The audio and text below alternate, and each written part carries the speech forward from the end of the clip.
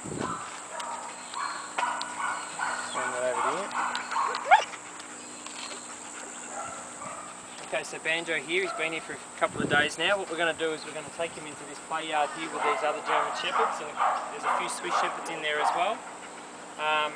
He's been observing them from this side of the fence line for a little while. He's showing no avoidance to them, he's showing interest, he's going up to the fence wanting to engage. And then they're all relatively calm and relaxed. Got a couple of really excited ones in there, but he's doing well. I'm going to put this greyhound muzzle on him because it's long and tapered. It suits the shape of his muzzle as well, just as a precaution, just to make sure that if he does react that he can't do any damage to the other dogs, and it won't reinforce his behaviour of being aggressive.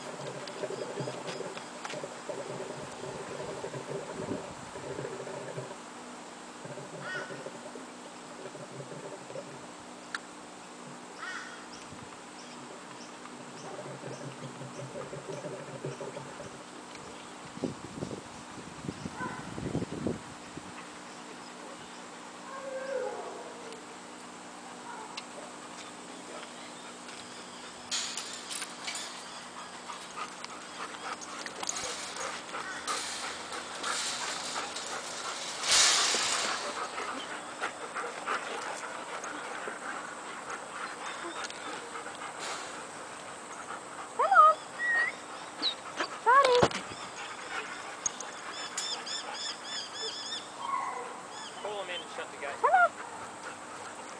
Shut the gate. One of them's out.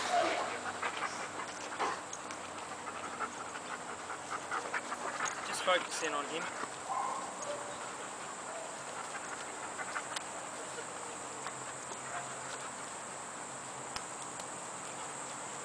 Good boy, Banjo.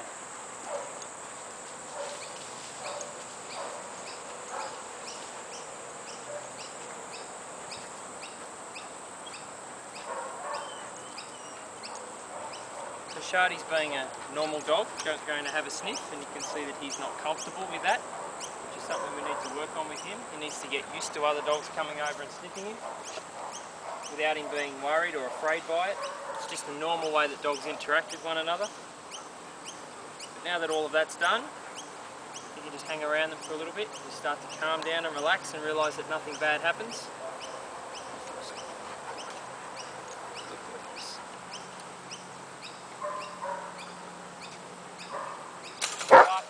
After that initial high level of tension in the dog, he's already starting to settle down a little bit here. You just see the little flicker of the lip there. Not sure if we got that on the camera or not, but he had a little flicker of his lip, curl of his lip, as the dog came over to investigate him. You can see again there, he just did it, and that's why the muzzle's on.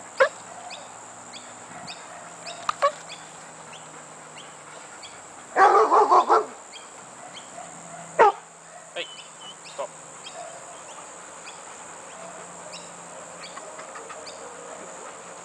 I know, boss. He's a bit stressed, mate.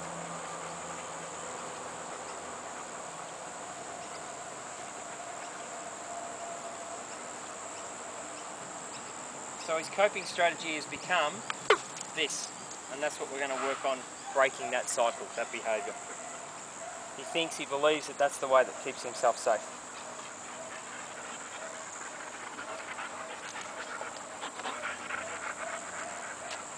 So next time he goes to use that behaviour, we're just going to block it.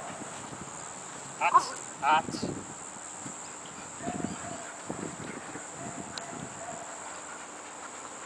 None of these dogs pose a threat or a danger to him. They're all social, they're all friendly, they're all happy. They just want to be his mate. He doesn't need to use that behaviour as his coping strategy.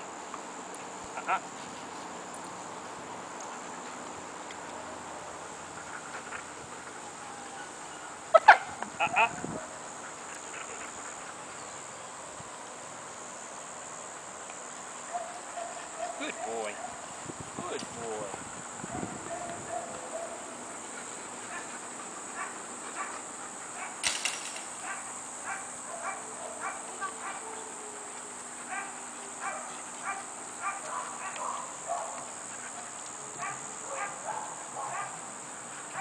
Showing that active avoidance, moving away from the other dog.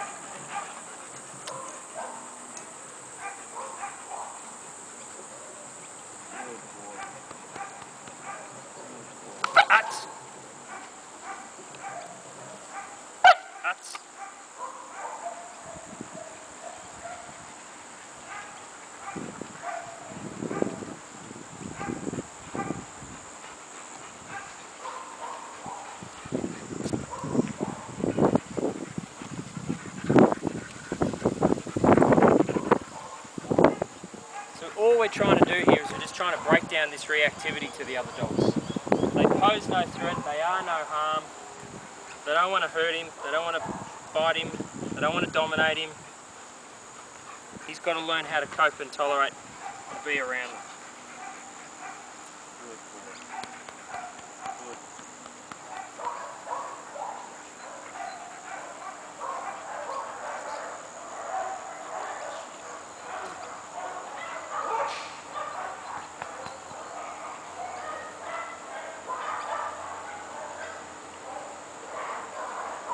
Time we will end this session and time to leave is when he settles and relaxes a little bit. He's still a little bit pensive, he's still a little bit stressed and tense. You can see that in his body language.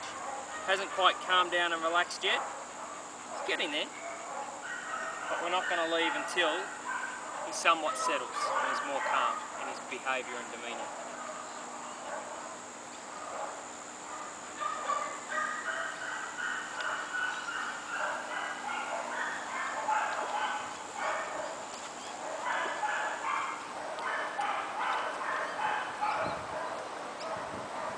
Good boy.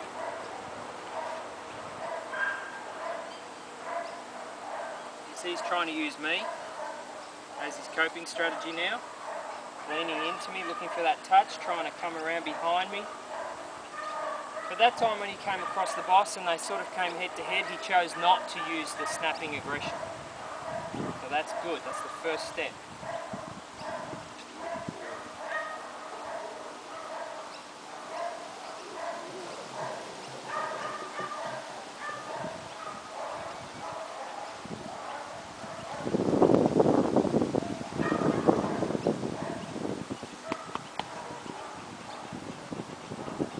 Around here, just all the other dogs, completely chilled, completely relaxed, minding their own business, doing their own thing. Sensing the fact that he's a little bit uneasy. Good boy, Banjo. Good boy. Good boy. Good boy. Really important that he didn't choose to use that previous coping strategy of lashing out with that. He's actually tolerated it and accepted it.